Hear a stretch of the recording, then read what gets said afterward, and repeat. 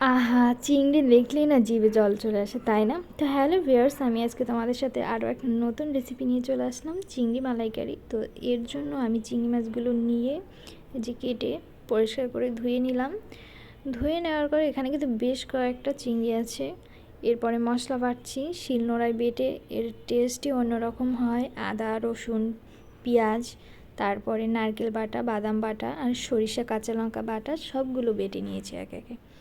বেটে নেওয়ার পরে পরিষ্কার করা যে মাছগুলো, ওটা একটু লবণ আর হলুদের গুঁড়ায় মিক্স করে এই যে ফ্রাই প্যান গরম করে দিয়ে দিলাম। তেল গরমে তেলের উপর দিয়ে দিলাম, তো এটা ভাজতে তো টাইম লাগে না, লাল লাল করে ভেজে নিলাম। এরপরে ওই তেলেই আর একটু তেল দিয়ে একে একে সব মশলাগুলো দিয়ে গ্রেভি করে নিচ্ছি।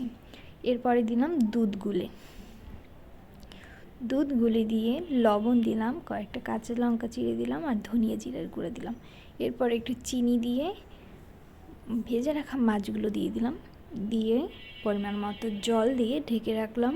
তো ঢাকনা খুলে আমি গরম মশলা আর সরিষার তেল দিয়ে আবার ঢেকে রাখলাম।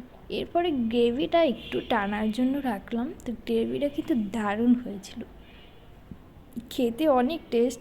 এমনি চিংড়ি মাছ যেমনই রান্না করা হয় তেমনই টেস্ট, তার উপরে আবার মালাইকারি, এত মশলার উপরে চিংড়ি, সেই টেস্ট হয়েছিল। গ্রেভিটা কি অস্থির ছিল। তো সবাই আমার চ্যানেলটাকে সাবস্ক্রাইব করে দেবে প্লিজ।